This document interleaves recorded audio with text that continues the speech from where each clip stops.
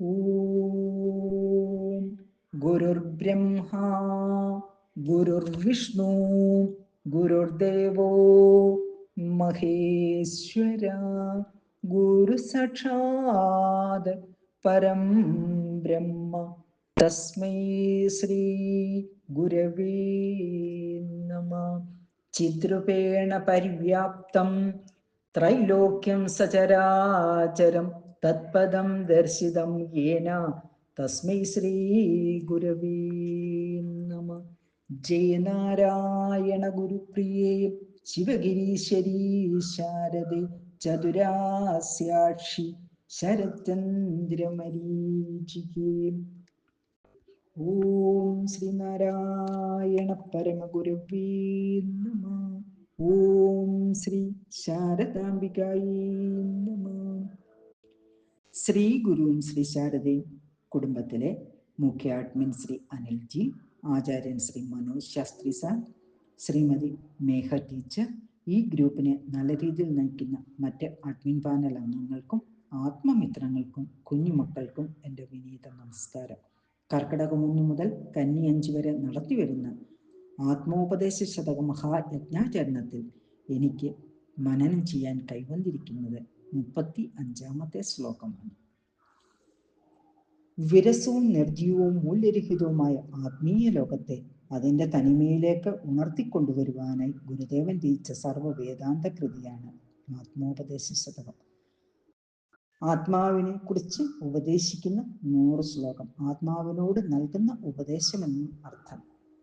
ആത്മസ്വരൂപം, സാധനാമാർഗങ്ങൾ, അനുഭൂതി ദശകൾ, വേദാന്ത ശാസ്ത്രത്തിലെ അന്തിമ സിദ്ധാന്തങ്ങൾ ഇവയെല്ലാം സമഗ്രമായി പ്രതിപാദിക്കുന്ന വേദാന്ത ഗ്രന്ഥമാണ് ആത്മോപദേശ ശതകം. വിചാരം ചെയ്ത് ശുദ്ധി വരുന്ന ബോധത്തിൽ പ്രകാശിക്കുന്ന അറിവിന്റെ വെളിച്ചമാണിത്. ഇനി ശ്ലോകം 35 കിടക്കും. ഒരു 10,000 ആതിഥേയരൊന്നായി വരുവതുപോലെ വരും വിവേകവൃത്തി അറിവിനെ മൂടും അനിത്യമായയാം ഈ ഇരുളിനെ ഈർന്നെഴും ആദിസൂര്യനത്രേ. 10,000 സൂര്യന്മാർ ഒരുമിച്ച് ഉദിച്ചുയരുന്നത് പോലെ സത്യ അനുഭൂതയം ചെയ്യും.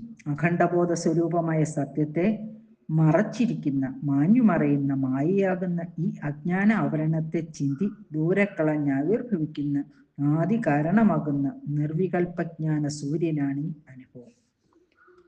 പരമാത്മ സത്യത്തെ കാട്ടിത്തരുന്ന വിവേകം അഥവാ ആത്മജ്ഞാനം 10,000 സൂര്യന്മാർ ഒരുമിച്ചുദിച്ച് പൊങ്ങും പോലെ വ്യക്തമായി ഉദയം ചെയ്യും. ശുദ്ധജ്ഞാന സ്വരൂപമായ സത്യത്തെ മറച്ചിരിക്കുന്ന നശ്വരമായയാകുന്ന ഇരുട്ടിനെ വേരോട് പിഴുതെറിയുവാൻ കഴിവുള്ള ആദി സൂര്യനാണ് ഇങ്ങനെ ഉദയം ചെയ്യുന്ന നിർവികൽപ്പ ജ്ഞാനം. പ്രപഞ്ച അനുഭൂതി പോലെ തന്നെ വ്യക്തവും ഉത്കടവുമായിരിക്കുമോ സത്യ അനുഭൂതി എന്ന് ചിലർ സംശയിക്കാറുണ്ട്. സങ്കല്പ നിരോധനത്തിലൂടെ ഉളവാകുന്നത് കൊണ്ട് ഇത് ശൂന്യമോ അഥവാ അവ്യക്തമോ ആയിരിക്കുമോ എന്നാണ് അവരുടെ സംശയം. ഇങ്ങനെ സംശയിക്കുന്നവർക്ക് സ്വ അനുഭവത്തിന്റെ സ്വരൂപം വെളിപ്പെടുത്തുന്ന ഗുരുദേവന്റെ ഈ പ്രഖ്യാപനം. ഇരുളിനെ ഈർന്നെഴും ആദി സൂര്യൻ. സാധാരണ വ്യക്തിജീവിതം അജ്ഞതയുടെ കൂരിരുട്ട് നിറഞ്ഞതാണ്. എത്ര വലിയ ചിന്തകനായാലും ചില ചോദ്യങ്ങളിലൂടെ അറിവിന്റെ ആഴം അളക്കാൻ ഒരുമ്പെട്ടാൽ ഒരു ഘട്ടത്തിൽ അറിഞ്ഞുകൂടാ എന്ന് പറയേണ്ടി വരും. വ്യക്തിജീവിതം അജ്ഞതയാലാണ് നിൽക്കുന്നത് എന്ന് തെളിയിക്കുന്നു. ഇനിയും പലതും അറിയാനുണ്ട്, ഇനിയും പലതും നേടാനുണ്ട് എന്ന തോന്നലുകൾ അവശേഷിക്കുന്നിടത്തോളം അജ്ഞതയും അസംതൃപ്തിയും ബാക്കി നിൽക്കുകയാണ്. ഈ സ്ഥിതി പൂർണ്ണമായും അവസാനിക്കുന്നതാണ് നിർവികൽപ്പജ്ഞാന സാക്ഷാത്കാരം. ഇതാണ് മായയുടെ വേരോടെയുള്ള പിഴുതെറിയൽ. ഒരു ബ്രഹ്മജ്ഞാനി അജ്ഞാനത്തിന്റെ 7 ഭൂമികളും കടക്കുന്നയാളാണ്. ഇവയാണത്: ജിജ്ഞാസാ നിവൃത്തി, അതായത് അറിയേണ്ടതൊക്കെ അറിഞ്ഞു ഇനിയൊന്നും അറിയാനില്ല എന്ന അനുഭവം. ചികിത്സാ നിവൃത്തി, ഇനി ഒന്നും ചെയ്യാനില്ല എന്ന അനുഭവം. ജിഹാസ നിവൃത്തി, ഇനി ഒന്നും ഉപേക്ഷിക്കാനില്ല. പ്രബ്സാ നിവൃത്തി, ഇനിയൊന്നും നേടാനില്ല.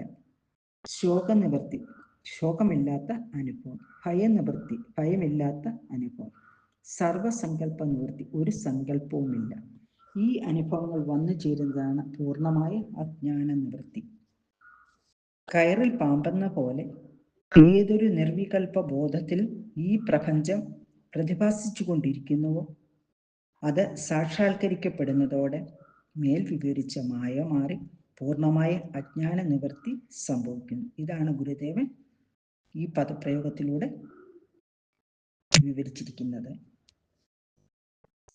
ഇത്രയും പറഞ്ഞുകൊണ്ട് എന്നെ ശ്രമിച്ച എല്ലാവർക്കും നന്ദി. നമസ്കാരം. ഗുരുധർമ്മം വിജയിക്കട്ടെ.